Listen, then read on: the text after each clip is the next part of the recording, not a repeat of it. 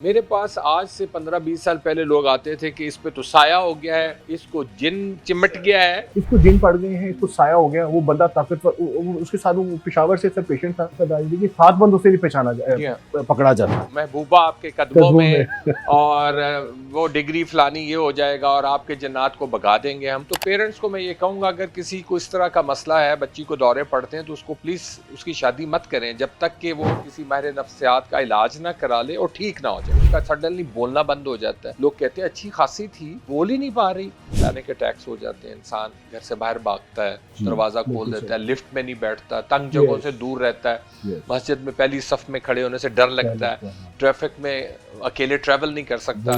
तो bipolar disorder में mood swings होते हैं आपके। कभी तो आप यूं फील करते हैं जैसे आप बहुत खुश हैं, बहुत कॉन्फिडेंट हैं, आप दुनिया का हर काम कर सकते हैं, और उसमें फिर आप ऐसे काम भी कर जाते हैं जो कि नहीं करने वाले होते हैं। बहुत सारे लोग खुद ब खुद बातें करते रहते हैं बगैर किसी वजह के, इशारे करते रहते हैं, आपने देखा होगा बहुत सारी जगहों पे। तो इसको साइकोसिस या शिज़ोफ्रेनिया भी हम कहते हैं। अगर वो सीवियर हो जाता है तो उसको ज़िंदगी से प्यार नहीं रहता, उसको फिर खुदकुशी के ख्यालात आते हैं, वो सुसाइड कर भी जाते हैं।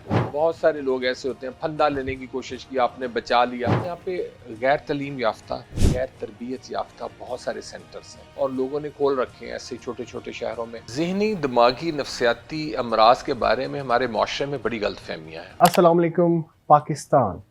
आज for the very first time अल्हम्दुलिल्लाह पाकिस्तान के इस फोरम से हमने एक नया शो शुरू किया है, जिसमें हम सिर्फ और सिर्फ एक चीज़ पे स्ट्रेस देंगे, और वो है आपकी सेहत। सो न्यू सेहत has started a new initiative. ऐसा इनिशिएटिव है जो पहले कभी नहीं लिया गया, जिसमें आपका होस्ट मैं डॉक्टर अली ज़ैनुल आबिदीन, माहिर इमराज़ चशम, consultant ophthalmologist, associate professor and head of the department Fatima Jinnah medical university, खुद पेशेंट्स, और इसके साथ जो आपके गेस्ट हैं वो भी सारे के सारे प्रोफेसर्स और कंसल्टेंट्स और अपनी फील्ड के सबसे जो टॉप नॉच बंदे हैं, उनको हम बुलाएंगे। इसका मकसद ये है कि पूरे पाकिस्तान के अंदर एक जर्नल अवेयरनेस पैदा की जाए, ताकि लोग और जो जनरल पब्लिक है इस चीज़ को मेक श्योर करे कि आपको कौन कौन सी चीज़ें हैं जो आपको हेल्थ के बारे में पहले से ही आपको पता हो, और आपको घर में बैठे हुए इस तरह नॉलेज हो कि अगर कोई चीज़ किसी ख़ास लेवल से किसी दूसरी तरफ जा रही है तो उसको हम पहले से ही डायग्नोज करके अपने नॉलेज के पास जाएं। So the basic purpose is to educate the masses. मैं ये सारा मेक श्योर इसलिए कर रहा हूँ कि पाकिस्तान के अंदर देखिए, जो एक सेहतमंद कौम है और जो तरक्की याफ्ता कौम है, उसके अंदर सबसे इम्पॉर्टेंट बात यह है कि उनकी पॉपुलेशन जो है उसमें कितने सेहतमंद लोग हैं। और सेहत जो है वो एक बहुत बड़ी नेमत है, और इतनी बड़ी नेमत है कि आप एक इस बात से अंदाज़ा लगा दें कि अगर एक मूसा अलैहिस्सलाम, जो कि अल्लाह के पैगंबर हैं, उन्होंने एक दफ़ा अल्लाह से ये पूछ लिया कि अगर मैं आपकी जगह पे हूँ और मुझे कोई आपसे चीज़ मांगनी हो तो मैं आपसे क्या मांगूँ। तो आप देखें, अल्लाह ताला की ज़ात अक़दस ने फरमाया कि आपसे मूसा मैं कहूँगा कि मैं सेहत मुझे अता कीजिए। तो सेहत जो है अल्लाह की बहुत बड़ी नेमत है। बहुत सारी ऐसी चीज़ें हैं जो इसका अंदाज़ा तब होता है इंसान को जब उस पे किसी किस्म की आज़माइश आती है। इन सारी बातों को हम मद्देनज़र रख के आज हम जिस बात पे बात करने लगे हैं, वो एक सेहत का बहुत ही इम्पोर्टेंट, मैं दोबारा कहूँगा, पार्ट है, जिसे हम कहते हैं मेंटल हेल्थ। मेंटल हेल्थ इस वक़्त दुनिया की इस किस्म की मतलब एक ऐसी प्रॉब्लम यूँ समझें कि इस वक़्त 280 मिलियन वर्ल्ड वाइड, ये डब्ल्यूएचओ की फिगर्स हैं, बिल्कुल लेटेस्ट फिगर्स, कि 280 मिलियन पूरी दुनिया के अंदर ऐसे लोग हैं जो किसी न किसी फॉर्म में मेंटल हेल्थ के साथ एसोसिएटेड प्रॉब्लम में वो हैं। वो अब यूँ ही समझ लीजिए कि एक मेंटल हेल्थ से होता क्या है, क्वालिटी ऑफ लाइफ इफ़ेक्ट करती है। यानी कि एक ज़िंदा लाश, एक इंसान है जो देख सकता है, काम कर सकता है, लेकिन वो उस तरह फंक्शनल नहीं है और उसकी क्वालिटी ऑफ लाइफ उस तरह नहीं है जिस तरह एक आम आदमी की क्वालिटी ऑफ लाइफ और एक प्रोडक्टिव आदमी की क्वालिटी ऑफ लाइफ, और इससे ओवरऑल माशरे पे इफेक्ट पड़ता है। आपने बेतहाशा बहुत दफ़ा सुना होगा कि एक जगह के ऊपर वो हो गया, कत्ल हो गया, या एक बंदे ने एक दूसरे को शूट करके बच्चों को शूट कर दिया। ये क्या है? ये सारी की सारी मेंटल हेल्थ है। सो मेंटल हेल्थ पे मैं being an ophthalmologist, being an consultant, मैंने चाहा कि पाकिस्तान के जो सबसे बेस्ट और बेहतरीन इस वक्त करंट रनिंग सर्जन फिजिशियन है, उनको हम इनवाइट करें। और हमारे पास आज डॉक्टर इजाज़ वरैश साहब, ये प्रोफेसर है माशाल्लाह जनरल हॉस्पिटल के अंदर, अस्सलाम वालेकुम जी। वेरी वालेकुम सलाम सर, वेरी वेरी कॉम्पिटेंट और वेरी सीनियर साइकाइट्रिस्ट। सर आपका बहुत बहुत शुक्रिया for taking the time out sir. बहुत शुक्रिया जी, आपने मुझे आज मौका दिया कि मैं यहाँ आपके पास आके कोई बात कर सकूँ। पहले जो आपने इंट्रोडक्शनरी तारफ़ करवाया है मेंटल हेल्थ में, उसमें आपने एक जुमला बोला है ज़िंदा लाश। तो ऐसी बात नहीं है। पहली बात तो यह है कि आप इसको अवॉइड करें और ऐसी बातें ना करें। यहाँ हम लोगों को ये बताने के लिए आए हैं कि ज़हनी अमराज भी वैसे ही हैं जैसे दूसरी अमराज हैं। हमारे यहाँ पे देखा गया है कि अगर किसी को हार्ट अटैक हुआ है तो वो भागे हुए जाएंगे, जी हार्ट अटैक हो गया, हार्ट अटैक हो गया, पहुंचो जी दिल का दौरा पड़ गया। इसी तरह मेंटल हेल्थ में जब किसी को कोई दिमाग का दौरा पड़ जाता है या कोई जहनी बीमारी हो जाती है, तो मैं अपने देखने वालों को ये बताना चाहूँगा कि अब वो ज़माना नहीं रह गया कि हम किसी को कहें कि वो पागल है। ट्रू। हम तो इसको हेट करते हैं इस लफ्ज़ को। ट्रू। हम ये कहेंगे कि वो जहनी तौर पर तंदुरुस्त नहीं है, जहनी तौर पर बीमार है। और अल्हम्दुलिल्लाह मुझे 30 साल हो गए इस एक्सपीरियंस में। और जब मैं शुरू में आया इस प्रोफेशन में, मेरी ट्रेनिंग थी, तो मुझे लोग कहते थे डॉक्टर साहब आप किस शोबे में जा रहे हैं। आपको तो शायद पता नहीं है कि जो लोग इस शोबे में काम करते हैं वो डॉक्टर जो है वो भी मेंटल हो जाते हैं। एग्जैक्टली। तो आज से हमने ये तय कर लिया है कि हमने ना लफ्ज़ मेंटल बोलना है, ना किसी को पागल कहना है। जिस तरह हमें दूसरी चीज़ें तंग करती हैं, शुगर तंग करती है, टीबी तंग करती है, ब्लड प्रेशर तंग करता है, इसी तरह हमें जहनी अमराज भी तंग करते वेरी हैं ट्रू सर। और वो काबिल इलाज है। बहुत सारे लोग ऐसे हैं जिनको पता ही नहीं है, वो अभी भी हमारे माशरे में तवीज़, गंडा, जादू, टूना और बला बला बला सब। लेकिन मैं आपके तवस्सुत से यहाँ कहना चाहूँगा सब लोगों से कि ज़हनी अमराज काबिल इलाज हैं और आज काफ़ी अरसे से हमने मेंटल और पागल कहना ख़त्म कर दिया है। They are the patients. True. तो इंशाअल्लाह ताला आप देखिएगा कि वक्त के साथ साथ हमारे माशरे में जितने भी ज़हनी अमराज के शिकार लोग हैं वो बेहतर होते जाएंगे। सर आपकी बात में इसलिए ही हमने आपको जो एक प्रोफेशनल बना है, क्योंकि इस वक्त पूरी दुनिया के अंदर ये एक सोशल टैबू बन चुका है। मैं बड़ी अच्छी तरह याद है जब हमने रेजिडेंसी शुरू की थी या जो हमने हाउस जॉब शुरू की थी, और उस ज़माने के अंदर जब हम वार्ड रोटेशंस में जाते थे साइकाइट्री के अंदर, तो वो एक बात थी जो आखिर में डॉक्टर भी अपना जो है ना ज़हनी तवाज़ुन देखो खो मैं बैठते। जब शुरू में ट्रेनिंग कर रहा था तो मुझे याद है जो एडमिनिस्ट्रेशन वाले आते थे, जैसे एमएस साहब तशरीफ ले आए, कोई डायरेक्टर आ गया या बाहर से, सही। सारे वार्ड्स में जाएंगे वो, लेकिन अनफॉर्चुनेटली वो हमारे वार्ड के दरवाजे से गुजर जाते थे। सही। इतने खौफजदा कि अंदर नहीं जाना, कहीं किसी का कोई सर ना फाड़ दे, कोई जान से ना मार दे, ऐसे किसी ही। का गला ना दबा ले। और मुझे देखो सब देखने वाले कि मेरा दिन रात इन्हीं लोगों में गुजरा है पिछले 30-32 साल से। अब मैं रिटायरमेंट के करीब हूँ और अल्हम्दुलिल्लाह आई एम सो हैप्पी। बिल्कुल। उसकी वजह यह है कि अगर आप उन लोगों से प्यार करें जिनसे लोग डरते हैं या नफरत करते हैं या दूर रहते हैं, तो वो सबसे बड़ी नेकी है। बिल्कुल सर। सर देखिए ये तो इतना वाइड फील्ड है। जिस तरह आप देखें, हम चाहते हैं कि हम आपको थोड़ा थोड़ा जो है ना आपका इतना एक्सपीरियंस शेयर करें पब्लिक के लिए। देखिए सबसे ज़्यादा आजकल जिस तरह की हमारी लाइफ बनती जा रही है, everybody is having a very short time, उसकी वजह से उसको stress management, stress element how, और उसके साथ सोमैटिक, यानी कि मैं ये व्यूअर्स के लिए है कि अगर ये स्ट्रेस या इस तरह की चीज़ के साथ ब्लड प्रेशर और ये चीज़ें कोमॉर्बिड आ जाती हैं, कोमॉर्बिडिटी में आ जाती हैं। तो सर आप थोड़ी सी अपनी एक्सपीरियंस के साथ हमें बताएं किस टाइम के ऊपर पेशेंट को डॉक्टर को देखने के लिए जाना लाजमी है, कौन सी डेंजर साइंस हैं, कौन से हॉस्पिटलाइजेशन की इंडिकेशंस हैं, कौन सी ऐसी मेडिसिन हैं जो हम डॉक्टर, आप खैर मेडिसिन तो हम करेंगे, लेकिन आप कौन सी इंडिकेशन है जिस पर आपको लगेगा कि नाउ ये चीज़ एक मतलब सुइसाइडल या होमिसाइड एडमिशन का क्राइटेरिया बनता जा रहा है। तो सर पब्लिक के लिए जनरल मैसेज जो है, स्ट्रेस से हम शुरू करते हैं, then will talk about the other okay part. Fine. देखिए मैं यहाँ आपको एक चीज़ बड़ी वाज़ह करना चाहता हूँ कि ज़हनी दिमागी नफ्सियाती अमराज के बारे में हमारे माशरे में बड़ी गलतफहमियाँ हैं, बहुत सारी मिसअंडरस्टैंडिंग्स हैं, बहुत सी गलत बातें हैं जो कही जाती हैं। पहले किसी ज़माने में बहुत से तरीके इलाज थे, जो लोग कहते थे एपिलेप्सी है जैसे मिर्गी है, तो मैंने खुद अपने बचपन में देखा अगर किसी को एपिलेप्टिक फिट होता था तो लोग उसको जूता सुंघाते थे। ये मैंने अपनी आंखों से देखा है, 40 साल पहले की बात होगी। लेकिन वक्त के साथ साथ अब आपने देखा है कि ट्रीटमेंट कितनी अच्छी हो गई है और अल्हम्दुलिल्लाह अब एपिलेप्सी जो है इट्स ट्रीटेबल, इट्स कंट्रोलेबल। अब मिर्गी का इलाज मुमकिन है बिल्कुल ठीक। और उन दौरों को रोका जा सकता है। इसी तरह हमारी जो ज़हनी और नफ्सियाती अमराज हैं, ये हमारे तेज़ी से फैलते हुए माशरे में जहाँ और सारे प्रॉब्लम्स हैं और सारी बीमारियां हैं, इसी तरह ज़हनी और नफ्सियाती बीमारियां भी जो हैं वो तेज़ी से फैल रही हैं।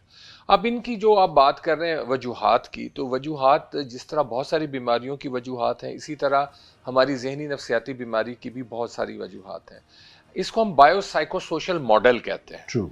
बहुत सारी अमराज जो हमारी फैमिलीज में रन करती हैं, बहुत सारे ख़ानदान में अगर किसी को वो बीमारी है, जैसे हम डिप्रेशन का बड़ा जिक्र करते हैं, अनफॉर्चुनेटली ये देखने में आया है, ये रिसर्च है, प्रूवन है कि अगर किसी फैमिली में किसी को डिप्रेशन है तो चांसेस हैं कि उसकी जो दूसरे लाइफ मेंबर्स हैं उनके जो फैमिली में हैं उनमें भी चांसेस हैं कि डिप्रेशन होने का एक ना एक दिन चांस है।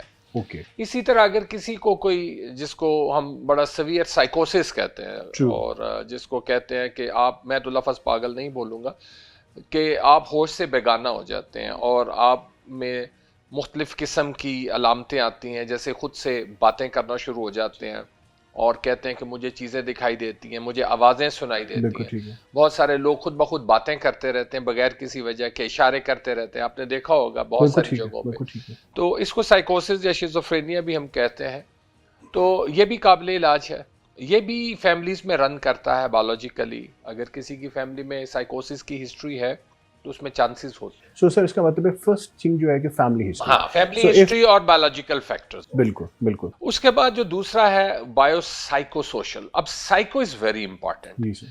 हमारे इंसानी जो जिंदगी गुजारने का तरीका है ना, it's actually a constitutional makeup. जब आपकी पर्सनैलिटी बनती है, आपकी शख्सियत बनती है, तो उसमें ये बायोसाइकोसोशल मॉडल होता है जो कि एक कॉन्स्टिट्यूशन बनाता है। जैसे किसी मुल्क को चलाने के लिए किसी कॉन्स्टिट्यूशन की जरूरत है, इसी तरह किसी भी इंसान का एक कॉन्स्टिट्यूशन होता है जिसके कंटेंट्स में बायोलॉजिकल, साइकोलॉजिकल, सोशल सारे कंपोनेंट्स होते हैं।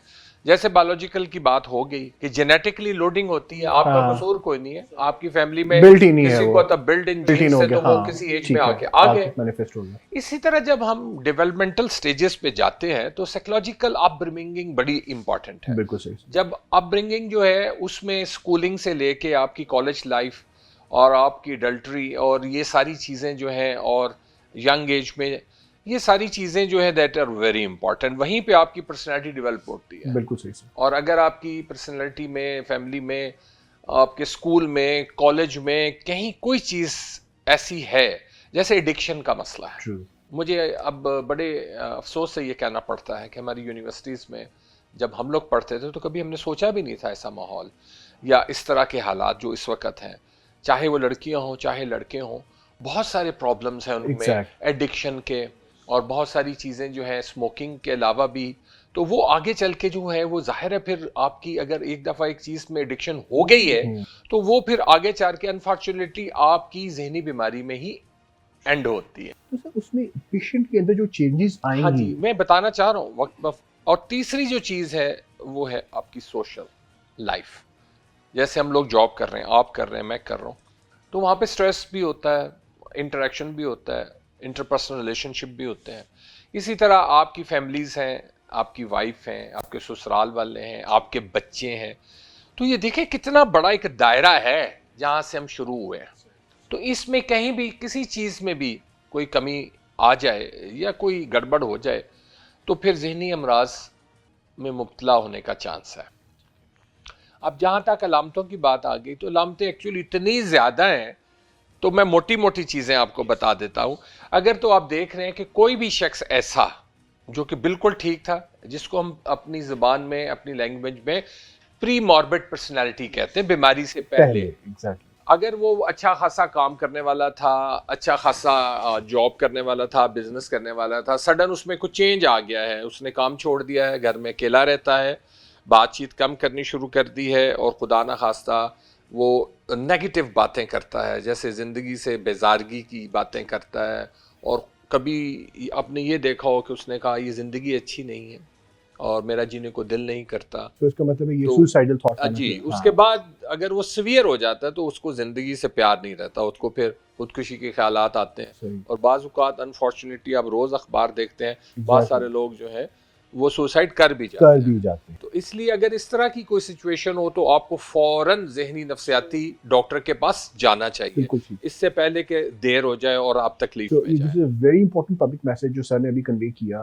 कि द मोमेंट पेशेंट या एक बंदे का एक नॉर्मल सोशल साइकोलॉजिकल जो साइकिल है उसमें ब्रेक आना शुरू हो गया और थॉट्स में सर ने कहा है जिंदगी से बेजारगी। सो जिंदगी से बेजारगी या अपने रूटीन से हट के अपने आप को एक अलग जिंदगी में, जिस तरह सर आप कहे कि जी फैंटेसी वर्ड के तो ये चेंजेस हैं जिसमें you have to go and see a psychiatrist as soon as possible. Right sir. Sir एक तो ये इसके अलावा अगर हम कहें जो ज़्यादा सवियर कंडीशन आ जाती है, आपने देखा होगा बहुत सारे लोग जो हैं वो खुद से बातें करते हैं, खुद से बोलते रहते हैं, ठीक है शाउट करते हैं और मुस्कुराते रहते हैं बगैर किसी वजह के और शक करते हैं। वो कहते हैं लोग हमारे बारे में बातें करते हैं, फलाना बंदा मेरा दुश्मन है, कोई फोर्स मेरे पीछे लगी है, कोई एजेंसी मुझे पीछे से पकड़ने की कोशिश कर रही है, मेरे बारे में टीवी पे खबरें आ गई हैं, मेरे बारे में अखबार में आ गया है, या मैं बहुत बड़ा आदमी हूँ, मैं तो वज़ीर आज़म हूँ, मैं खुदा न खास्ता बाज़ औक़ात तो ऐसे कह देते हैं कि मैं कोई बहुत बड़ा वली हूँ, इससे ज़्यादा मैं बात कर नहीं सकता। बहुत सारे क्लेम्स कर लेकिन देते सर हैं। आपने जो शक वाली तो बात की ना इसमें हाँ बेगबे सारी की सारी खराब हो जाएगी। हाँ, नहीं बात यह है कि इसमें बेगबे बहुत तो सारी सारी सारी बेगबे शक ही नहीं करती। नहीं नहीं ऐसी बात भी है कि बहुत सारी बीमारियां ऐसी हैं जिसमें वाकई ऐसा होता है कि आपको ऐसा लगता है और इट्स Schizophrenia ट्रू हो गया, यस yes, हाँ, कि right. Your spouse is not faithful, but unfortunately जब आप एक्सप्लोर करते हैं उसको तो वो एक डिल्यूजन्स होती है, उनकी एक बीमारी होती है। ऐसे बहुत सारे केसेस मैंने देखे हैं। सर देखिए दिस इज ये दोनों सूरतों में हो सकता है, यस अगर आपको हो जाए तो फिर भी बड़ी ठीक है, तकलीफ है, और अगर आपकी वाइफ को हो जाए तो फिर भी जिंदगी बड़ी तलख हो जाती है। दैट इज तो सो ऐसे पेशेंट्स को दिखाना चाहिए। सच अ ब्यूटीफुल मैसेज। देखिए ये डिल्यूजनल थॉट्स जिस तरह सर ने भी कहा कि शक होना शुरू हो जाए and person try to investigate, और लोग इन्वेस्टिगेट करते भी हैं, दे हायर बड़ी स्पाइज एंड ऑल हालात दैट। हैं, और बिल्कुल। उसके इसका मतलब ये है कि उस पे भी have to dig it out कि इट इज क्वाइट पॉसिबल कि अंडरलाइन उस बेचारे को सिक्सोफ्रेनिया हाँ हो, जी, घर खराब होते घर हैं खराब और हो रहा बहुत है। सारी हाँ बीमारियां हाँ होती हाँ हाँ बिल्कुल। और वो अगर डिल्यूजनल थॉट्स के साथ हैं। जी हाँ, बेसिकली सिक्सोफ्रेनिया में ही सर डिल्यूजनल जी हाँ, थॉट्स जो है वो आना। एग्जैक्टली ऐसे तो ही है। थॉट्स एंड शकी जो है सर ने जिस इंपॉर्टेंट बात की सर। इसके अलावा हाँ जो गुस्सा है, एंगर, यस एंगर एक बहुत बड़ी प्रॉब्लम है हमारे माशरे में, ओवरऑल दुनिया में हर तरह से। जब आप एक्सप्रेस करते हैं ऐसा एंगर के चीज़ें तोड़ देना, बर्तन तोड़ देना, रास्ते में जाते हुए अगर किसी गाड़ी में आप बैठे हैं, कोई ज़रा सी मिस्टेक कर दिए तो आप उसे गले लग जाएंगे, उसको मारना पीटना शुरू कर देंगे, यानी टेम्परामेंट नहीं रहता आपका, एग्रेशन बहुत ज़्यादा ट्रू होती है। ट्रू। तो ऐसी सिचुएशन में भी you should go and learn how to control your anger. So is it a part of anger management therapy or is it a part यानी कि एंगर जिस तरह मतलब व्यूअर्स के लिए कि एंगर को मैनेज करने के लिए भी एंगर मैनेजमेंट थेरेपीज आप। जी, वो मैं ओवरऑल फिर आपको मैं बाद में समराइज हाँ करता हूँ। हाँ असल में इशू है जो इम्पोर्टेंट वो मैं बताना जैसे चाह रहा हूँ डिप्रेशन। कि हाँ यंग गर्ल्स में दौरे बड़े पड़ते हैं। सही मेरे पास आज से 15-20 साल पहले लोग आते थे कि इस पे तो साया हो गया या है, जिन आ गए। इसको जिन चिमट सर गया है, सर बिल्कुल सही। और वो बेहोश हो जाती है जनाब, उसके जो जुबान है कट जाती कट है जी, जाती हाथ है पांव मुड़ जाते हैं, कहीं भी हो जाता या है, उसमें ताकत आ जाती ये है। ताकत आ देखिए दिस इज वेरी इंपॉर्टेंट। मैं Yes. पहली दफा मेरे जो पहली रोटेशन थर्ड ईयर में थी ना तो the patient was suffering, professor Farid Okay. Greatest professor of Ah, Rawalpindi yes, medical yes. University army UK, वो ही was my boss. Sir imagine करें थर्ड ईयर का बच्चा ही होता है ना, थर्ड ईयर मेडिकल कॉलेज के अंदर, नई नई वो चीजें। पहला वार्ड था साइकाट्री का, और जो पेशेंट मुझे अलॉट हुआ था बेड नंबर 9 का, that was suffering from dissociative disorder. हाँ। अब व्यूअर्स के लिए कि डिसोसिएटिव डिसऑर्डर जो है ना वो एक ऐसी कंडीशन होती है जिसमें एक आम आदमी को देखने में लगता है कि इसको जिन पड़ गए, इसको जिन पड़ गए हैं, इसको साया हो गया। वो बंदा ताकतवर, उसके साथ वो पेशावर से सर पेशेंट था, उसके साथ 7-8 उसके अटेंडेंट थे कि जी इस पे इतनी ताकत आ जाती कि 7 बंदों से नहीं जी हाँ। पकड़ा जाता, और बहकी बातें करता है और इस तरह। सर ये तो बिल्कुल एक मैं कहता हाँ हूँ जी, ट्रू। और सबसे बड़ी इसमें जो इम्पोर्टेंट बात है कि वो हमारे माशरे में आपने देखा होगा कि हर दीवार पे लिखा होता है यहाँ पे 23 घंटे का इलाज इलाज है, होता है आपका मौलज हाजिर है, महबूबा आपके कदमों में, और वो डिग्री फलानी ये हो जाएगा और आपके जन्नात को भगा देंगे हम। एक्चुअली यही अनफॉर्चुनेट चीज़ें हैं, और उसमें हमारी तालीम की कमी का भी बहुत बड़ा दखल है। अगर हम लोग समझें कि ये जहनी बीमारियां हैं। जैसे मैंने शुरू में जब ओपीडी करना शुरू किया था तो बहुत 10-15 लोग आते थे और बाकी लोग जो हैं वो तवीज़ गंडों के पास जाते थे। आज भी बड़ी बारगाह है ऐसी माशाल्लाह जहाँ पे लोग बैठे हैं, जाते हैं और करम भी होता है अल्लाह का उन पे। लेकिन मेरा कहने का मकसद ये है कि आप जो मर्जी करें लेकिन एक दफ़ा साइकेट्रिस्ट को भी दिखा दें। जैसे यंग फीमेल्स में हिस्टेरिकल फिट्स बड़े होते हैं, Yes. तो लोग कहते हैं ओ भाई ये जवान होगी ये कुड़ी, इसकी शादी कर दो। हाँ, वो बजाय बेहतर होने के वर्ष हो वो जाती है। वर्ष हो जाती है। तो मेरा यहाँ पे ये भी सब उन लोगों से जिनके घरों में नौजवान बच्चियां हैं, बेटियां हैं, अगर उनमें से मेरी किसी बहन को, बेटी को इस तरह का कोई इशू है तो प्लीज़ वो माहिर नफ्सियात को दिखाए इससे पहले कि उसकी शादी कर दी जाए और वो और ज़्यादा तकलीफ में जाए। तो पेरेंट्स को मैं ये कहूँगा अगर किसी को इस तरह का मसला है, बच्ची को दौरे पड़ते हैं, तो उसको प्लीज़ उसकी शादी मत करें जब तक कि वो किसी माहिर नफ्सियात का इलाज ना करा ले और ठीक ना हो जाए, वरना ससुराल में जाके और प्रॉब्लम। ये रिव्यूज के लिए आप थोड़ा सा हिस्टेरिया और हिस्टेरिकल जो फिट्स हैं उनको थोड़ा सा एक्सप्लेन कर देंगे क्या, ताकि उनको जरा अलामत पता चले। हिस्टेरिकल फिट में एक्चुअली इंसान जब किसी बंद गली में पहुंच जाता है और उसको कोई रास्ता सुझाई नहीं देता, तो वो जो आपकी साइकोलॉजिकल एनर्जी होती है वो फिजिकल सिम्टम्स में बाहर आ जाती है और उसमें इंसान जो है उसका सडनली बोलना बंद हो जाता है। लोग कहते हैं अच्छी खासी थी और बातें भी करती थी, आप पिछले 1 महीने से ही तो बोल ही नहीं पा रही, इशारों से बात करती है। हालांकि अगर वो चाहती तो वो बोल सकती थी, लेकिन वो फिनोमेना ऐसा है कि वो नहीं बोल पा रही। इसी तरह वो बेहोश हो जाती, बैठी बैठी बेहोश हो गई, 1 घंटा 2 घंटे 4 घंटे 10 घंटे तक बेहोश पड़ी रही है वो, उसने होश नहीं किया। एंड इट वाज लाइक बिल्कुल अनकॉन्शियस। अनकॉन्शियस। और और उसमें आप उसको आवाजें देते रहेंगे वो नहीं बोलेगी और वो बेहोश रहेगी, वो दौरा लंबा लंबा चलता और रहेगा उसमें काफी अरसे। पिंच और स्टिमुलस और जो किसी मर्जी कर लें वो आप। उसमें वो हाँ, इट डिपेंड्स कि वो दौरा किस चीज का हम बात करें, डिसोसिएटिव और हिस्टेरियल। हिस्टेरिकल। यस। इसके अलावा बहुत सारी बीमारियां हैं जिसमें वॉमिटिंग शुरू हो जाती है, आप हर तरह से इंजेक्शन लगा लेते हैं, हर तरह से साइकोजेनिक वॉमिटिंग जिसको कहते हैं, तो वो उल्टियां रुकती नहीं है। बिल्कुल सही। इसी तरह बेचैनी के दौरे हैं, जिस तरह पैनिक अटैक्स हो जाते हैं, इंसान घर से बाहर भागता है, जी, दरवाजा बिल्कुल खोल देता सही। है, लिफ्ट में नहीं बैठता, तंग जगहों Yes. से दूर रहता है, यस। मस्जिद में पहली सफ में खड़े होने से डर लगता है, हाँ। ट्रैफिक में अकेले ट्रैवल नहीं कर सकता। Very nice. बड़ी बड़ी तकलीफें हैं जिसमें आप किसी को साथ बैठाते हैं, चलो जी आप मेरे साथ प्लीज, वो कहेगा मैंने क्यों जाना, कहता है यार मैं अकेला ट्रैवल नहीं कर सकता। जहाज का फोबिया है, लोग हज पे जाने से घबराते हैं, हम कैसे जाएंगे जहाज पे, कैसे जाएंगे। तो ऐसे बहुत सारे पेशेंट्स हमारे पास आते रहते हैं।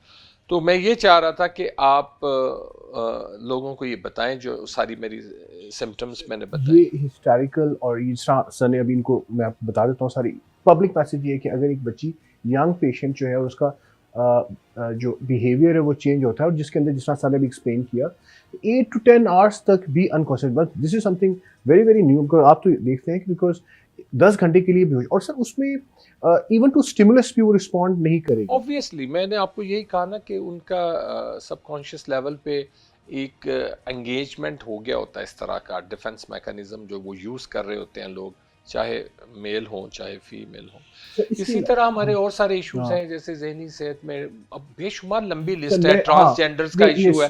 अब इतने से टाइम में हम इतनी चीजें जो है वो कवर नहीं कर पाएंगे। सेक्सुअल डिसऑर्डर्स हैं बहुत सारे हमारे।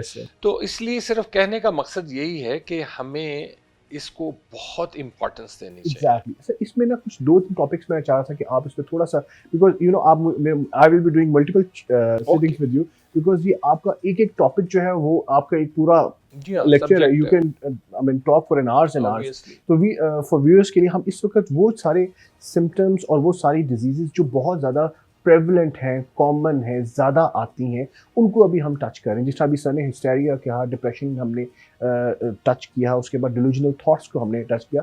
अब सर एक और बड़ी इंपॉर्टेंट है चीज़ जिसे हम बाइपोलर डिसऑर्डर कहते हैं, क्योंकि ये bipolar, schizophrenia and depression, anxiety, these are the common जो आपको साइकाट्री के अंदर मेन जिसे कहते हैं ना।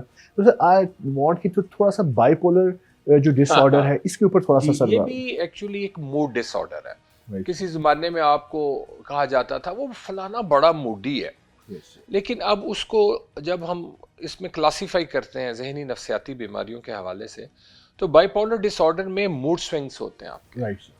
कभी तो आप यूं फील करते हैं जैसे आप बहुत खुश हैं, बहुत कॉन्फिडेंट हैं, आप दुनिया का हर काम कर सकते हैं, और उसमें फिर आप ऐसे काम भी कर जाते हैं जो कि नहीं करने नहीं कर वाले सकते, होते हाँ। हैं, वो आपके बस में नहीं होता। जैसे किसी पेशेंट को मैंने कहा जो कि उस वक्त हाइपोमेनिया में या मेनिया में था, मैंने एक हाँ सिचुएशन थी सही।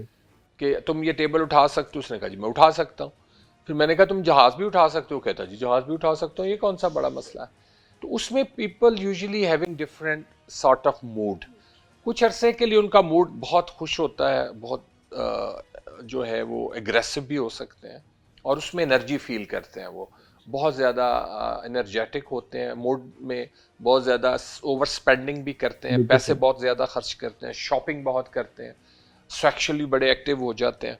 और कुछ अरसे के बाद वही साहब जो आपको नए नवेले कपड़ों में और नई गाड़ी में बहुत ज़्यादा तकरीर करते हुए गरज चमक के साथ नज़र आते थे, वो अनफॉर्चुनेटली जब वो मूड का वो फेस टू फेज ख़त्म होता है तो फिर वो बड़े उदास से रहते हैं, अकेले अकेले रहते हैं और खाना पीना छोड़ देते हैं। इस तरह की जो है 3 महीने 4 महीने आपने देखा वो हाँ बिल्कुल ठीक है। 3 to 4 months या हाँ इट हाँ। डिपेंड्स। नहीं, फिर उसके बाद इसकी और क्लासिफिकेशन है ना, जैसे मैंने आपसे कहा कि हफ्तों में भी बदल जाते हफ्तों में हैं भी बदल जाता है। और तो मजे की बात एक दिन में भी दिन बदल में भी। जाते हैं। जब आप सुबह जाते हैं तो बड़ी उदासी और मायूसी शाम होती के है, वक्त की जब होता है। शाम होती है असर के बाद तो दुनिया ही रंगीन हो जाती है। और मैं इट्स क्वाइट सर मैंने डिफरेंट अक्सर एक्सपीरियंसेस। मतलब ये आपकी बिल्कुल। और इवन मैंने एक सर हाफिज साहब पेशेंट के तौर पे साइकेट्री डिपार्टमेंट में थे, तो he was swinging his moods with in, मतलब आप हाँ एक बात करते हैं वो रोना शुरू कर देते हैं हाँ, और दूसरी बात करते हैं तो ऐसा वो। ही है। सो ये देखिए आई मीन एक वक्त में आप बैठे बैठे उसी लम्हे उसी वक्त उसी स्टेट ऑफ माइंड से आप बहुत ऊपर जा रहे हैं और दूसरी तरफ आप बिल्कुल इसको हम रैपिड साइकिलिंग कहते हैं। एग्जैक्टली। सर ये बात अब मुझे सर ये इंपॉर्टेंट जो बातें हैं ना सर मेडिसिन के बारे में, कि जो साइकाइट्रिक मेडिसिन है देखिए उसमें अब ऑब्वियसली मैं एक पब्लिक मैसेज देना चाहता हूँ कि बेसिकली ये सारी मेडिसिन का जो मेन एक रोल होता है जिसमें डिप्रेशन या उसमें आपने हैप्पी हार्मोन सेरोटोनिन उसका लेवल्स को थोड़ा सा हमने अप करना होता है ताकि सेरोटोनिन ब्रेन के अंदर थोड़ी सी बाद में कम करना और बाद होता में कम बस ये मेनिक स्टेज में। तो मैं चाहूँगा आप इसके ऊपर थोड़ा सा एक ये डालें। और दूसरे नंबर पे सर कौन से वो नेचुरल, अगर सपोज देखें एक पेशेंट है जिसको मेडिसिन दे रहे हैं, आप माशाल्लाह 30 इयर्स प्लस आपका एक्सपीरियंस है, आप इसमें भी बताएं कौन से नेचुरल चीज़ों को हम हिट कर सकते हैं। कोई नेचुरल आपके एक्सरसाइज हो गई या अर्ली मॉर्निंग वेकअप हो गया, ये लोग नमाज के अंदर try to I mean feel the find the peace and happiness, और बाकी कोई जो स्पिरिचुअल और क्योंकि देखिए ये सारी चीज़ें देखिए इसको हम दो हिस्सों में डिवाइड करते हैं ना। एक कहते हैं प्रिवेंशन, कि हम जहनी बीमारी से बच कैसे सकते हैं। That is very important. हाँ, और उसके बाद अगर हो गया है तो उसका इलाज क्या है। कैसे प्रिवेंशन में हम ये देखते हैं कि healthy lifestyle and your mindset, आप जैसा गुमान करेंगे वैसा ही होता चला जाएगा। ब्यूटीफुल तो इसलिए सबसे अच्छी बात तो यह है कि आप होपफुल रहें, कभी मायूस मत हो। एक्सीलेंट। और उसके बाद जो है lifestyle, lifestyle is very important. उसमें सबसे इंपॉर्टेंट बात जो है वो है फिजिकल एक्सरसाइज, और उसके अलावा एक प्रॉपर डाइट, और सबसे अच्छा स्लीप, नींद। राइट। ये चीज़ें बुनियादी हैं। अगर आप इन सब पे नज़र रखें और अपने लोगों से तल्लुकात का भी नज़र रखें, उनके साथ इंटरेक्शन बेहतर रखें और ख़ुद को स्ट्रेस से दूर रखें, तो ये 4-5 बुनियादी चीज़ें हैं। और सबसे आखिर में जैसे आप कह रहे हैं वो हम मुसलमान हैं, हमें अच्छी तरह से ये इल्म है कि अल्लाह ताला की ज़ात जो है वो हमें उम्मीद देती है। हम क्यों जाते हैं लोगों के पास अपने दुख शेयर करने के लिए, हम क्यों दरगाह पे जाते हैं और वहाँ पे धमालें डालते हैं। एक्चुअली वो हमें एक सॉर्ट ऑफ, जिसको कहते हैं ना, एक्सपोजर होता है हमारा, अंदर से वेंटिलेट करते हैं हम अपनी जो अंदर की वो जो एक तकलीफ होती है उसका इजहार करते हैं, तो वहाँ पे वो वेंटिलेशन हो जाती है आपकी। तो इसलिए तीसरी जो प्रिवेंशन है कि अच्छे दोस्त होने चाहिए आपके पास, ऐसे दोस्त जिनके साथ अपनी चीज़ें शेयर करें, अपनी फीलिंग्स शेयर करें और उनसे पूछें कि मैं इस अजियत में हूँ या मेरे साथ ये हो रहा है।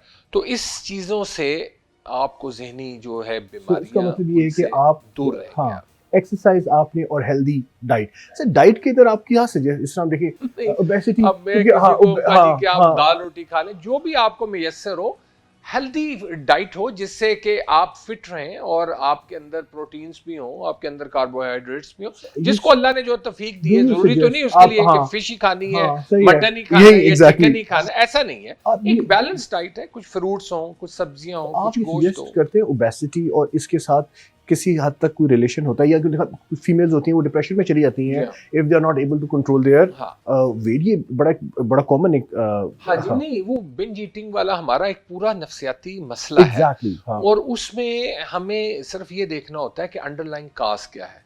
आप चाहते भी हैं कि ना बढ़े वेट और फिर भी खा लेते हैं।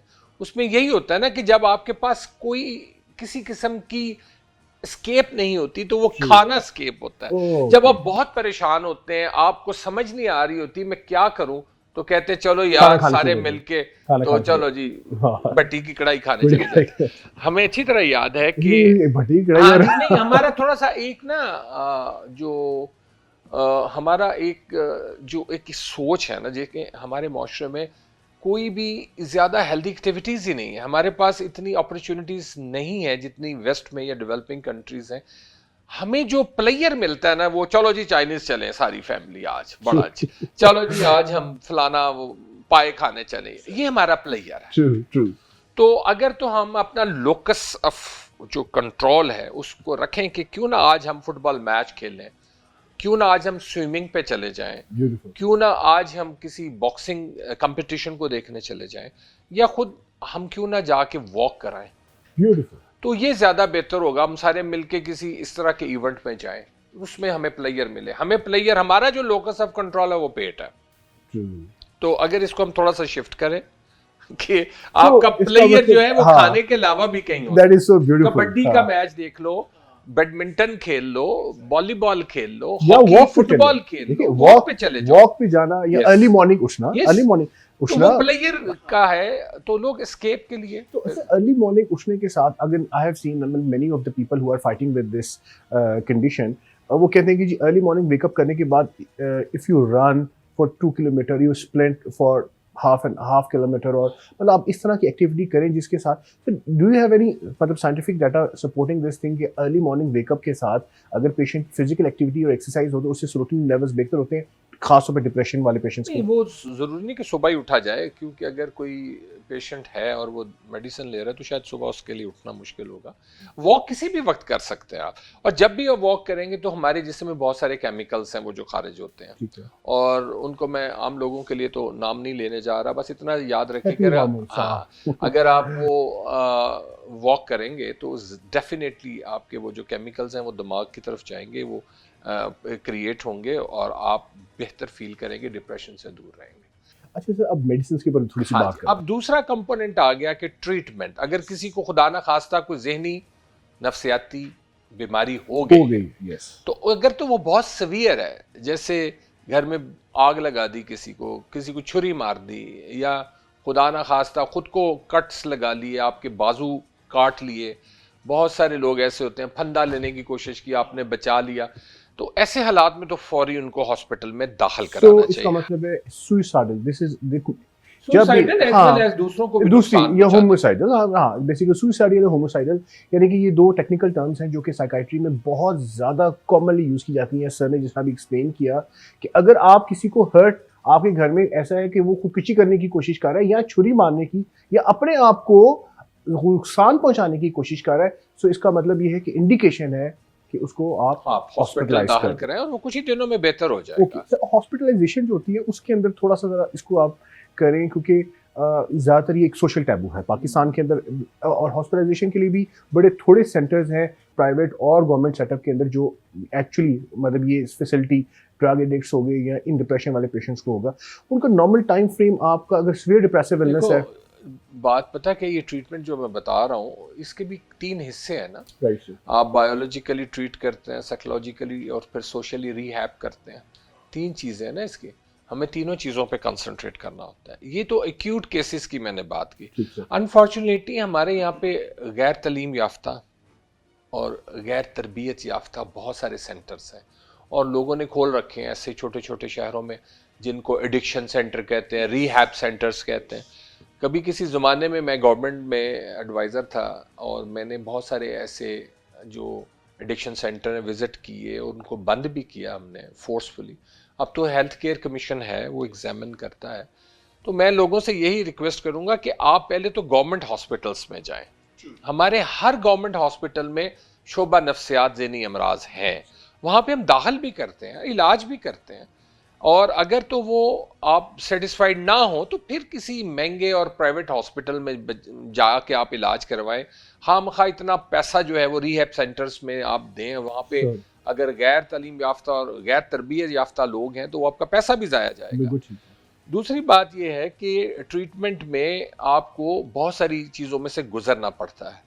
शुरू में हमें ये कहा जाता था कि आप किसी को फोर्सफुली डिटेन नहीं कर सकते। यस, अगर हमारे माशरे में कोई ऐसा शख्स है या औरत है ऐसी, मुझे अच्छी तरह याद है लाहौर में सबसे पहले हम लोग जो थे, जब मेरी ट्रेनिंग हो रही थी तो हम लोगों को घरों से भी ले आते थे जाके, with the consent of the family. उसमें आपकी फैमिली की इजाज़त चाहती थी, चाहिए होती थी कि आप किसी को फोर्सफुली ले जाएं। अब तो हमारा मेंटल हेल्थ एक्ट ऐसा है कि उसमें अगर आप समझते हैं कि ये बंदा अपने लिए या लोगों के लिए, घर के लिए, माशरे के लिए, अपने जो इर्द गिर्द के लोग हैं उनके लिए खतरनाक है, तो आप उसको फोर्सफुली डिटेन कर सकते हैं, उसको दाखिल कर सकते हैं कुछ रियली दिनों दैट्स Yeah, ग्रेट। yeah. हाँ, और फिर ये है कि डिपेंड करता है सिवेरिटी पे। बाज़ लोगों को तो 1 महीना भी रखना पड़ जाता है, बाज़ को 2-2 महीने भी रखना पड़ता है। रिस्पांस कैसा आता है आपका, जैसे आप अपने केसेस में दाखिल करते हैं लोग, तो वो देखते हैं 8 दिन में भी ठीक हो जाते हैं, 2 महीने में भी नहीं ठीक होता, तो इसलिए कोई फिक्स टाइम नहीं है। तो नॉर्मली जो ये जिस तरह देखिए ना, जब आपकी होमोसाइडल या सुसाइडल इंटेंट्स एंड थॉट्स हुई, एडमिशन तभी बना आपका, ठीक है, वैसे तो एडमिशन नहीं होगा आपका। तो आपका जो नॉर्मल पेशेंट के साथ जो आपका होता है इंटरेक्शन, उसमें आपको कौन से वो हेल्दी इंडिकेटर्स होते हैं जिस पे आपको लगता है कि अब ये पेशेंट अर्ली डिस्चार्ज के काबिल होगा, हाँ, और नहीं, पेरेंट्स सबसे और पहले फैमिली के लिए भी? हाँ जी, वो इंडिकेटर्स वैसे भी हमारे लिए बड़े इंपॉर्टेंट होते हैं। हमें उसकी प्रोग्नोसिस का पता चलता है कि अब पेशेंट की क्या पोजीशन है। सबसे पहले तो पेशेंट जो है उनकी नींद बेहतर होती है, खाना पीना और सेल्फ केयर, उनका वॉशरूम जाना, हाथ धोना, अपनी पर्सनल केयर, शेव करना, कपड़े बदलना, देखना। इसके बाद फिर आगे चल के वो जो अलामतें हैं उनकी, खुद से बातें करना, मुस्कुराना या गुस्सा करना, फिर वो आस्ता आस्ता सो बेहतर दैट्स होती है। गुड। पहले आपकी स्लीप, एपिटाइट, वो जो बायोलॉजिकल फंक्शन है बिल्कुल हमारे बिल्कुल। हमारे जो बायोलॉजिकल फंक्शंस हैं वो रिकवर करते हैं, और उसके बाद फिर वो जो साइकेट्रिक सिम्टम्स होती हैं वो रिकवर करते हैं। तो आपके माशाल्लाह इतने साल गुजर गए, 32 इयर्स, इससे अब देखिए, इमेजिन करिए 32 इयर्स अगर एक बंदे ने एक फील्ड में लिया, तो he is a master and he has seen so many patients. आपने गवर्नमेंट में भी काम किया, गवर्नमेंट में अभी भी आप काम कर रहे हैं, Yeah. So you seen so many full authority हाँ जी, मेरी ओवर। सारी सर, जिंदगी दिन चढ़ते रात 12 बजे साइकाइट्री के साथ ही ऐसे लोगों के साथ ऐसी ही गुजरती ऐसी। सर आपको है। It's कौन my सा passion. I नहीं love एग्जैक्टली it. देखिए, ये बड़ा public message, doctors can not, I mean if you are a clinician, if you are a surgeon, if you are a consultant, it is a passion. Sir बगैर passion के it Yeah. Can is not possible, मजा ये ही तब आता हो ही है नहीं जब सकता। आपका प्रोफेशन आपका पैशन पैशन, बन और जाए, ये इंसान, और मैं बैठ ही नहीं सकता आराम हाँ, से। और एक इंसान उस मिराज तक पहुंच भी नहीं सकता। आई मीन आप जब एक डिपार्टमेंट को या किसी चीज को रन करते हैं, तो उसमें कितना साल और कितना आपका उसमें एनर्जी और सारा, और उसमें आपको कितना मजा आता है एक्चुअली करने का। शुरू में जब मैंने ये ट्रेनिंग शुरू की तो मैं तो लोगों के घरों में चला जाता था कि हाय देखें जी क्या मसला है इनका, क्या प्रॉब्लम्स हैं, उनके जो सोशल इश्यूज हैं, किसी को पैसे दे आए, किसी को कपड़े दे आए, यानी यहाँ तक। फिर मेरे सुपरवाइजर थे, उन्होंने मुझे कहा इजाज अगर आपने इसमें काम करना है तो अपनी सेंसिटिविटी को कंट्रोल करें, आप ट्रीट करें, आप तो फिर सीखने के अमल से गुजरते हुए। सर ये थोड़ा सा जो है ना, मैं देखिए, हम we being a Muslim, spirituality और psychiatry, they both go hand in hand. हाँ, इसमें भी मैं आपको बड़े मजे की बात बताऊंगा। मेरा जो थीसिस था ना, उसमें जो इम्पोर्टेंट चीज़ थी वो स्पिरिचुअलिटी थी, स्पिरिचुअलिटी एंड मेंटल हेल्थ। और मज़े की बात है, मैंने सारे पंजाब में, सिंध में तो नहीं गया, बहुत सी दरगाहों पे मैं गया। एग्जैक्टली दैट, अब ये थोड़ा सा सेंसिटिव इशू है। चीज़ों पे जाके मैंने देखा, मैंने बहुत सारे जो हमारे आमिल हैं उनको देखा, उनके पास सिटिंग्स की, और मैंने देखा कैसे जन्नात आते हैं, कैसे वो बातें करते हैं इंसान के रूप में।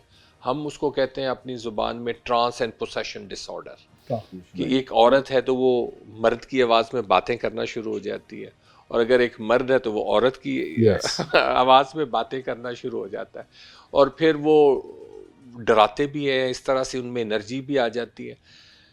अब कहने को ये है कि जादू बरहक है, वो होता है, लेकिन मैंने देखा अपनी रिसर्च में कि सिर्फ 1% लोग ऐसे होते होंगे जो कि हम नहीं ट्रीट कर पाते, बाकी 99% जो है ना वो जहनी बीमारियां ही होती हैं। तो उसमें वो जो इवन ये जो ट्रांस एंड पोसेशन डिसऑर्डर की बात कर रहा हूँ कि कोई लड़की जो है वो लड़के की आवाज़ में बातें शुरू कर दे, तो शुरू में जब मेरा ये एक्सपीरियंस था तो मैंने अपने शौक़ के लिए फिर सारा ट्रैवल किया। मैंने कोई ऐसी दरगाह नहीं छोड़ी, मुल्तान से बाबा पाकपतन से लेके इमामबाड़ी तक, और फिर हर मैं उर्स में गया, मैंने क्लोजली वॉच किया वहाँ पे बैठ के देख के। तो लोग कैथारसिस के लिए जाते हैं, वो अपनी वेंटिलेशंस के लिए जाते हैं वहाँ पे। और स्पिरिचुअलिटी में तो कोई शक ही नहीं है ना कि अल्लाह का करम होगा तो शिफा होगी। डॉक्टर्स कुछ नहीं कर सकते जब तक कि मेडिसिन आपके अंदर जाएगी, अल्लाह से पूछेगी क्या करूं मैं, अगर हुक्म हुआ कि शिफा हो जा तो शिफा हो जाएगी। तो इसमें कोई शक नहीं है कि मज़हब आपको जो स्पिरिचुअलिटी है वो सिखाती है सब्र, होप, उम्मीद। और सबसे बड़ी बात, जब आप अल्लाह के पास जाके रोते हैं ना तो आपका कैथारसिस हो जाता है, आंसू बहते हैं तो मन हल्का हो जाता है। और इस बिलीव के साथ कि अल्लाह मेरी बात सुन रहा है और there is someone who will take care of me, तो फिर इससे तो बड़ा फायदा होता है, हमें तो बड़ा एडवांटेज है। हम तो हमारे पास जो पेशेंट्स आते हैं तो हम दो ही कहते हैं, एक दुआ होगी और एक दुआ होगी। मैं आपको बताऊं ऐसे एक्सपीरियंस थे ना, बहुत सारे लोग ऐसे थे जहाँ पे मैं आज से कोई 25 साल पहले की बात बताऊं तो मैं नाम नहीं लेना चाहूँगा, बुरे वाला के पास एक जगह थी तो मुझे कहा गया कि आप जाएं वहाँ पे विज़िट करें। मैं गया, मैंने वो वीडियो बनाई सारी, तो वहाँ पे हमारे जहनी नफ्सियाती मरीजों को संगलों के साथ, दरख्तों के साथ बांध दिया जाता था, क्योंकि जिन आ गए इसके अंदर जी, कि ये खुद ही ठीक हो जाएंगे, संगल टूट जाएंगे। तो बड़ी मेहनत की मैंने वहाँ पे अल्हम्दुलिल्लाह, और फिर बहुत सारे लोग ठीक हुए और आज तक वहाँ पे एक हॉस्पिटल बन चुका है और लोग वो ठीक हो रहे हैं। अच्छा, वो ये कहें कि नहीं ये जो करमात है ना, ये जो है अल्लाह का फजल, इसी से ठीक होंगे, तो मैंने कहा आप बेशक सब कुछ करें, आप दुआ जो है वो भी करें और ये जो दवाई है ये भी खाएं, दवाई भी खाएं। तो ये दोनों चीजें मिलके आपको सेहत देंगी। तो अल्हम्दुलिल्लाह ऐसे बहुत सारे लोग हैं, लेकिन ये है कि मैं ये पूरे यकीन के साथ कह सकता हूँ अपने 32 इयर्स के एक्सपीरियंस में कि only 1% are cases where we feel we are helpless and we are hopeless, कि पता नहीं यार ये क्या है ऐसा। लेकिन 99% जो है वो ज़हनी नफ्सियाती बीमारियां ही होती हैं और वो लोग ठीक हो जाते हैं। और सर देखिए, आपकी जिस तरह से स्पेशलिटी है साइकोथेरेपी, अब साइकोथेरेपी भी एक तरह का, मैं पर्सनली ये देखता हूँ बीइंग अ डॉक्टर आल्सो और बीइंग अ थर्ड पर्सन, क्योंकि साइकोथेरेपी या स्पिरिचुअलिटी को साथ थोड़ा बहुत हैंड इन हैंड अगर आप करेंगे तो you are able to treat the patient early versus psychotherapy alone. तो आपके बिलीफ सिस्टम की बात है ना कि आपका बिलीफ सिस्टम क्या है। बिल्कुल, अगर आप किसी ऐसे बंदे से इनकाउंटर हो गया है जिसने कभी नमाज नहीं पढ़ी या वो बिलीव ही नहीं करता इन चीज़ों पे, तो वो कहेगा डॉक्टर साहब आप मुझे नमाजें पढ़ना आने पे लगाएं, मैं यहाँ पे इलाज के लिए आया हूँ, आप मुझे कह रहे हैं जाके नमाज पढ़, आप मेरा इलाज करें कि मुझे ये मसला है। तो वो आप देख लेते हैं कि जो पेशेंट है, आपका क्लाइंट जो है, उसका माइंडसेट कैसा है। तो we should be on professional basis पे। और जैसे हम ट्रीटमेंट की बात कर रहे थे, तो ट्रीटमेंट में सबसे इम्पॉर्टेंट बात वही है जो मैंने आपको बताई, बायोसाइकोसोशल्स में कुछ दवाइयाँ देते हैं हम, फिर हम साइकोलॉजिस्ट को इन्वॉल्व करते हैं, या खुद भी अगर हम चाहते हैं कि हमारे पास टाइम है तो हम फिर खुद भी काउंसलिंग सेशंस करते हैं, थेरापीज करते हैं, उसमें टेक्निक सिखाते हैं। जैसे आपने कहा बहुत मोटी सी बात है, स्ट्रेस मैनेजमेंट है, how to handle the stress and how to manage anger, ये बुनियादी चीज़ है ना, एंगर मैनेजमेंट होगी, स्ट्रेस मैनेजमेंट हो गई, तो ये तो साइकोथेरापी की ज़रूरत है। फिर आप आगे आ जाते हैं उनकी रिहैबिलिटेशन पे या सोशली उनकी ट्रीटमेंट पे। तो सोशली वो जो स्किल्स थी, सपोज जब आप साइकिल एक दफ़ा सीख लेते हैं तो फिर भूलते तो नहीं है ना, लेकिन बीच में गैप आ जाए तो कहते हैं मैं चला सकता हूँ कि नहीं चला सकता, तो फिर हम सिखाते हैं कि नहीं तुम चला सकते हो। इसी तरह जब आप ऑफिस में होते हैं और आप काम काज छोड़ देते हैं, तो फिर हम जब उसको ट्रीट करते हैं तो फिर वो अपने ऑफिस में वही सारे काम करता है जो बीमारी से पहले करता था। सर अब लास्ट एक बड़ी important, why there is relapse relapse में अनफॉर्चुनेटली लोग जो हैं वो ये समझते हैं कि बस अब हम ठीक हो गए हैं तो दवाइयाँ खाने की ज़रूरत नहीं है, वो खुद ही छोड़ देते हैं दवाइयाँ। मेरा ये मैसेज है सब लोगों के लिए कि आप अपने डॉक्टर के साथ जुड़े रहें और डॉक्टर की हिदायत के मुताबिक दवाई लें, खुद से ना कम करें ना ज़्यादा करें और ना छोड़ें, क्योंकि हमारी जो ज़हनी नफ्सियाती बीमारियां हैं इनमें काफ़ी लंबे अरसे तक आपको मेडिसिन लेनी पड़ती हैं और डॉक्टर की इजाजत के बगैर आप छोड़ नहीं सकते। अगर किसी को डायबिटीज शुगर हो जाती है सारी उम्र तो वो जारी तो जाएगा ना साथ साथ जब तक जिंदा है। ज़्यादा ज़िंदा है। कभी सही, उसके यूनिट्स बढ़ा दिए, कभी कम कर दिए। सही। इसी तरह अगर आप ब्लड प्रेशर की दवाई खाते हैं तो आप सबसे पहले वो खा के तो फिर आप चलेंगे, अपना काम करेंगे। इसी तरह अगर कोई ऐसी बीमारी है जिसमें आपको लाइफ लॉन्ग भी, सारी जिंदगी भी अगर आपको दवाई खानी है, मेडिकेशन तो से एक आध कोई दवाई खाने से अगर आपकी जिंदगी बेहतर रहती है तो उसमें कौन सी बुरी बात है। So this is very important. This is very important public message कि प्लीज फॉर गॉड सेक आप अगर एक दफ़ा हमारे इमराज से जो आपकी साइकोलॉजिस्ट या साइकाइट्रिस्ट के पास जाते हैं और साइकाइट्रिस्ट साहब ने आपको कंसल्टेंट ने शुरू कर दी दवाई, तो प्लीज़ उसको आपने ख़त्म नहीं करना खुद से। ये बहुत ज़रूरी है, बहुत ज़रूरी है, because most of the time patients जो है वो छोड़ देते हैं और फिर वो दोबारा उसी सर्कल के अंदर और वो again you have to do the same thing and over. Sir, it's a really pleasure having you on our show and it means a lot for us. आपने माशाल्लाह बहुत ही इम्पोर्टेंट बात, क्योंकि देखिए ये बड़ा ही सेंसिटिव इशू था, मेंटल हेल्थ। देखिए एक मतलब अब वो कैंसर है, नज़र आ रहा है कैंसर आपने काट दिया, आपकी वो mental health is very very tricky thing, और उसके बाद उसको किस सेंसिटिविटी के साथ उसको ठीक करना, ये बहुत अजियतनाक चीज है। अगर आपका सर फटा हो, दो चार टांके लगे टांके लगेंगे और आप ठीक हो जाएंगे। नहीं नहीं, हड्डी टूटी हो, दूर से नजर आ रही है तो आप कहेंगे लो जी वो।